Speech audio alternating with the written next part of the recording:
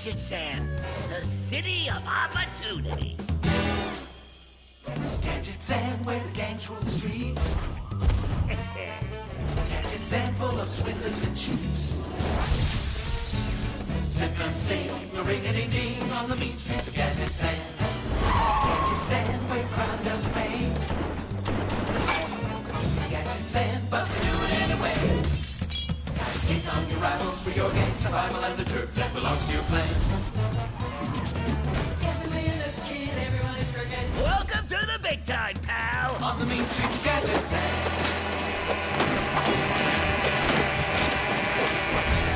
Now who's got the upper hand?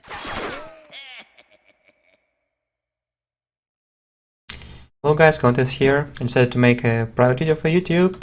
Maybe we'll make some more discussing the upcoming cards and changes with the new patch. So at BlizzCon we had some new cards revealed and new expansion as well. Streets of Gadgetzan is the name. As well as some new mechanic. The tri-class and new mechanic. From now on we will have some cards which can be put into 3 classes instead of being available to every class or to only class.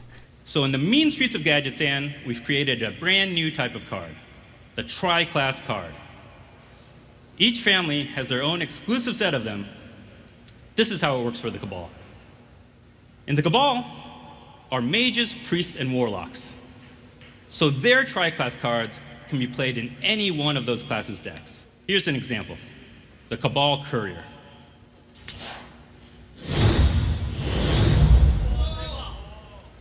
So that potion icon in the corner there, the emblem of the Kabal, indicates that this is one of the Kabal's tri-class cards, which means that this industrious harpy can be played in any mage, priest, or warlock decks.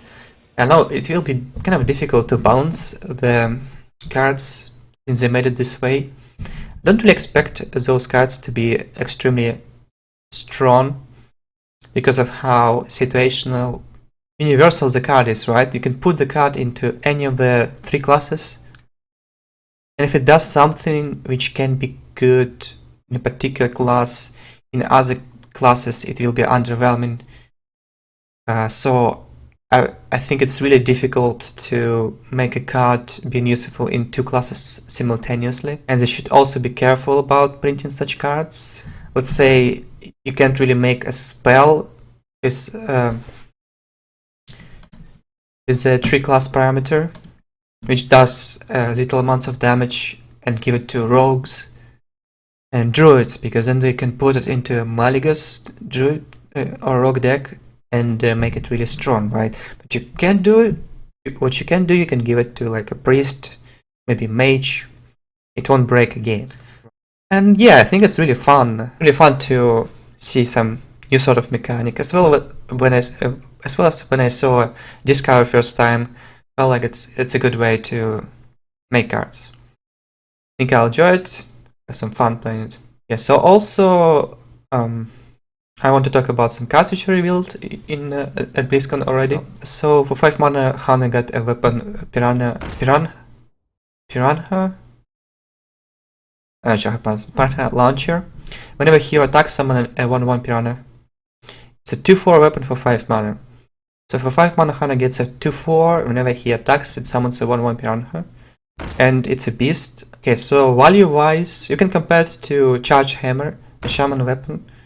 You get 2 hits, and then you have hero powers, which is to deal 2 damage, and it's 4 mana. Here you get some immediate effect, and don't really need to switch your hero power. It's pretty decent already. Not sure what to say.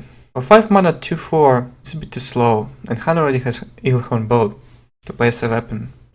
So I would definitely say for sure 2 copies will never be played in any deck. So you hit, you get a 1/1, so you get 4/4 stats and 2/4 weapon, and it's difficult to execute this weapon, kind of. This card is good at setting up beast synergy cards like Houndmaster. You will never run out of beasts. You'll always have something to buff with Houndmaster, you always have Field Command Enabler. Also 1/1 has a good synergy with Hunter's Mark. I still think it's not for mid-range Hunter. I mean, like slow mid-range Hunter. It won't enable it. Because the weapon itself isn't good at board control. With 4 charges, you just want to go face with it. So look at it like some kind of Eaglehorn Bone replacement. Maybe it's a good fit for a non-trap hunter. You're gonna play only one bow, and also put this card into your deck. I don't see it being super good. I think my judgment on this, it's okay card might be, we might see one of in some decks. Right, so for 5 mana, Rogue got Lotus Assassin, 5 mana, 5/5, stealth. Whenever this minion kills an enemy, gains stealth. So it's a Stranglethorn Tiger with a bit of an upside. If you trade and kill something, you gain stealth again. Has a good synergy with Cold Blood.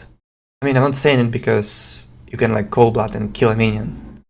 Just additional effect, right? Sometimes it's useful. But you can Cold Blood the stealth minion and then play Conceal after and go face. 5 drops in standard aren't so competitive anymore for rogues. There are only other drakes. Again, hard to judge. Would you play Stranglethorn Tiger and Rogue? It's not being played right now because Rogue has a lot of problems dealing with aggression itself, not about like applying pressure. In that game, Rogue is feeling quite confident, I would say. There's no card deficit. So it's not solving a problem of Rogue having no defense, no heal. I guess it's good at trading, but you would rather have a taunt in your deck rather than having something you can trade into. You can always threaten your minions and trade into something. I find this card really difficult to execute. I don't think it will see any play. It just doesn't follow the strategy of Rogue. Rogue would have had a lot of defense, then this card makes sense. Or like, you can play it in the Hunter and go face. If you're like super aggressive, then you can use this creature. I guess for aggressive type of Rogue with a lot of early game, that might be a nice fit, because in such a deck you wouldn't mind to have a stealth minion to play Cold Blood into, and when you lose a board later in game. Maybe in such type of decks you will see some play. In regular Miracle, I don't think it will be useful. Kabal Talonpriest, 3 mana 3/4, your friendly minion plus 3 health. It's kind of like a Dark Cultist if you remember, but it has Battle Cry instead of having Death Rattle. Battle Cries are normally stronger, but then again, sometimes it's better to have Death Rattle. But I find it more powerful than Dark Cultist. And the standard power level of cards is a bit reduced. Just wanted a 3/4 creature. I mean, a good 3 drops. On 3 we only have Shadow of Death to play, and it's normally not useful. So people play cards like Southsteel, and it's really unreliable. So what you can do with it, you can potentially play just a regular priest with Northshire Clerics and Pyromancers. There is Kabal Talonpriest as well. Whatever creature will stick to the board, you can buff it up, make it threatening. So what it does, it makes every creature priest has on the board threatening if you're playing it in your deck. The stats 3/4, it doesn't trade so well into anything really. Like 3/4 on 3, I mean, against Shamans it must be good. I guess it's something you can resurrect on 5. I was looking for a 3 drop when I was playing Resurrect Priest. I couldn't find good ones, so I was playing like Aegis Darkbane. Sometimes you can put Power Shield on it. I didn't find it super good, so Kabal Talonpriest must have a fit into Northshire Cleric decks. As well as in Resurrect, you can just play it as a 3/4. It's a good upside. Compared to Temple Enforcer, for 6 mana you get a 6/6, same Battle Cry. 3/4 is a good stat line creature. You don't really play 6 mana 6/6. 3/4 comes earlier, it has a good upside.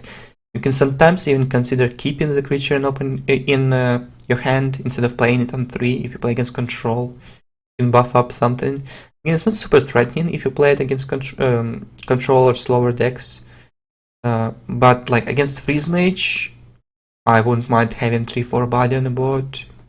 It adds up. Yep, I think it will have some play, of course. I would be surprised if Priest wouldn't do anything about Priest being underwhelming class in meta. So it's obvious to see a powerful addition to the deck. Right, another card, Kabal Courier, 3 mana 2/2. Battle Cry, discover a Mage, Priest or Warlock card, and it's a 3 class card. So 3 mana 2/2, you get to discover Mage, Priest or Warlock card. Feels a bit weak, to be fair.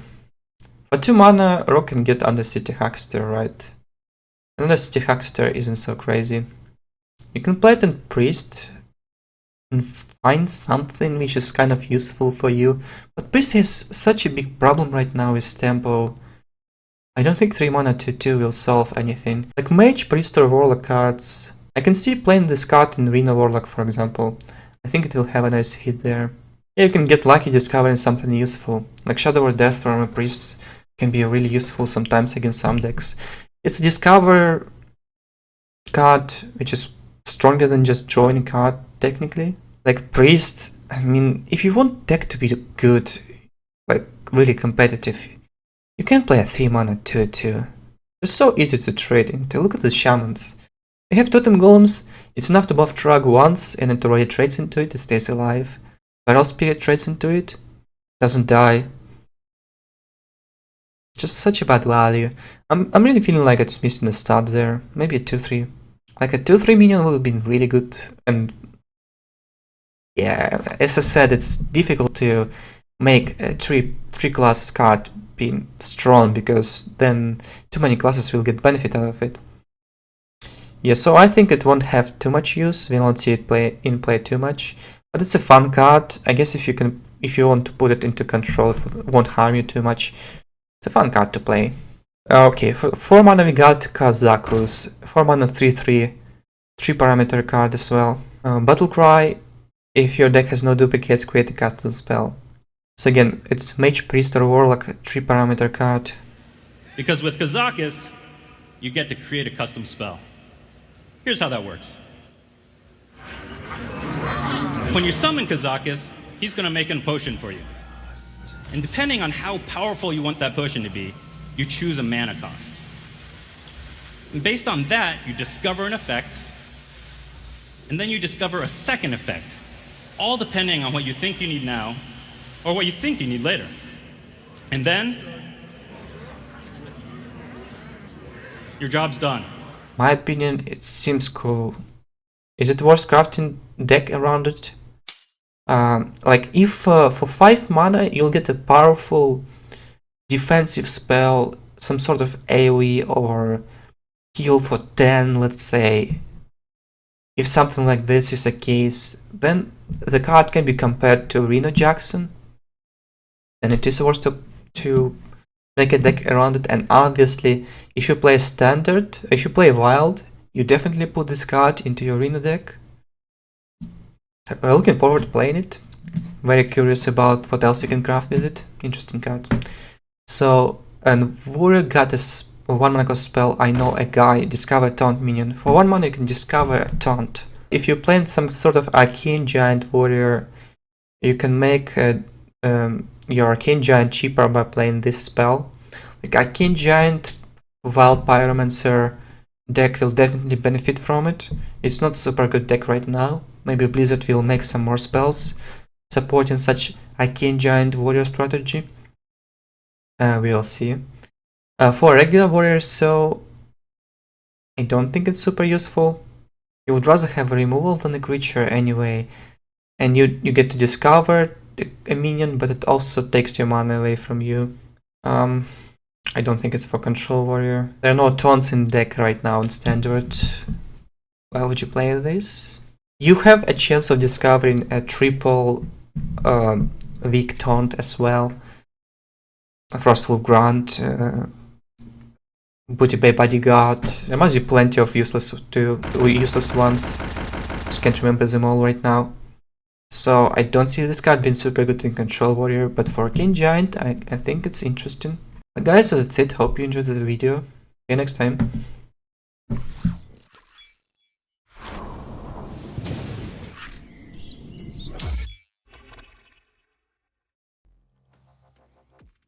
This video is brought to you by G2A.com.